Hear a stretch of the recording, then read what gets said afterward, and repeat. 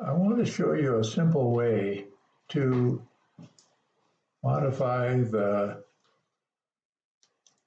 color of a polyfilm kite. So this is a piece of metallic black polyfilm. It's silver on the back, black on the front. Well, I'm using the black on the front. You could use either one. So I'm going to change the pattern here so it's something that looks different from just plain black. Just because, well, I just want to do it, that's all. So I'm going to take a piece of paper towel and I'm going to soak it with some 91% rubbing alcohol. And I have a stick. I mean, you can use any stick. This is about, I don't know, maybe a half by whatever. And I'm just going to make some random patterns here. Lay the stick down, put the polyfilm over it, and then I'm going to rub this soaked piece of paper towel, soaked in 91% rubbing alcohol.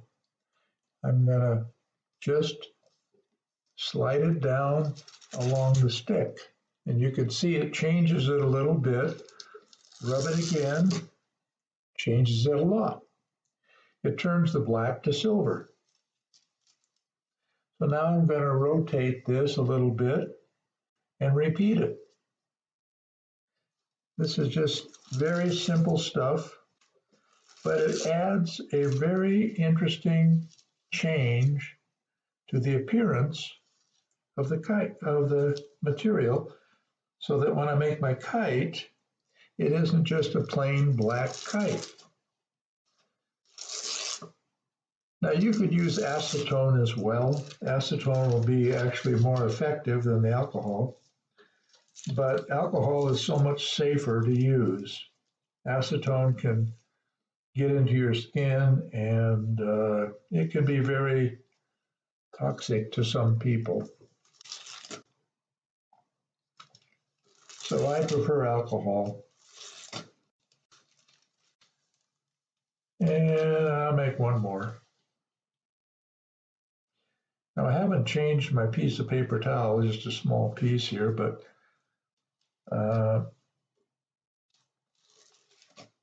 you can make any pattern you want, and you can use any kind of stick or material underneath to create the pattern of whatever that material is. I mean, the stick is just straight, but you could put in a piece that was jagged or rounded or any shape and create the same kind of situation. Now, when I make my kite, I'm not going to use it like this. I like a kite that has a wrinkled surface, a textured surface. So what I do is I wad it up and open it up, do that again.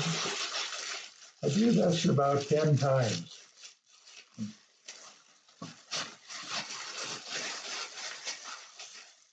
So there's just tons and tons of small wrinkles all over the kite's material. This is the back side. This is what will be the back side of my kite. And this is the front side. So that's how I start with my kite making, is by creating first the sail material as I want it to be for the kite.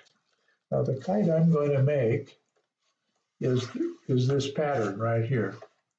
So what I do is I put the pattern under the kite material, the sail material, fold it around so I can get a general idea of how this will look on the kite. And once I find an arrangement that I like, then that's how I will proceed. And if let's say I want to do this way. So I fold it over, put the kite down on it, and then I take my Sharpie pen and I draw around the nose and the wingtips, the tail, so that I know where this pattern needs to be when I'm ready to make my kite. I don't know if that's visible, probably not. No, I can see that it isn't visible. But nonetheless, I have created an image there. And the reason I do this is because what I want to do next is to spray. This is glass right here. This is my work surface, and it's a tempered glass. And what I will do next is to spray it with water, a light mist of water. Because when it's wet, this polyfilm will just adhere to it, and I can smooth it out, and it will remain smooth. Then I can begin preparing the kite before I cut it out. And to prepare it, what I do is I reinforce the nose of the kite with something, either a piece of tape, piece of plastic, something that will provide a little stiffening along the nose leading edge of the kite. I do that on both sides. And once that's done, then I reposition the pattern on the kite and cut it out with a hot knife. Now you can use a soldering pencil, sort of like this. This is like a 35 watt soldering pencil. It's like $4 or $5, I think, on Amazon. And the hot cut, what it does is it melts the polyfilm in order to cut it. That's how it cuts it, is through heat. And when that occurs, the polyfilm itself gets a little ridge of its own material built up at the edge, which reinforces the strength of that edge.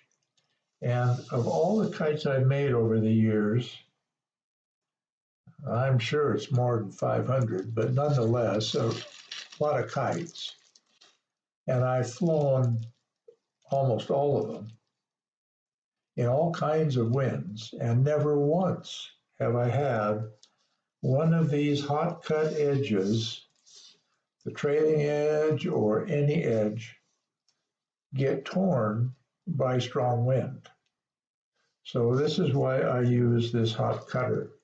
And instead of using like a razor blade and a cutting mat, which works, but this for me provides an extra amount of security that the kite will actually continue to fly for years and years and years.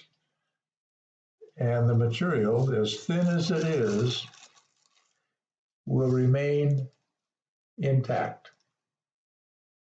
Well, I hope this is helpful, and I hope to see you on the flying field soon.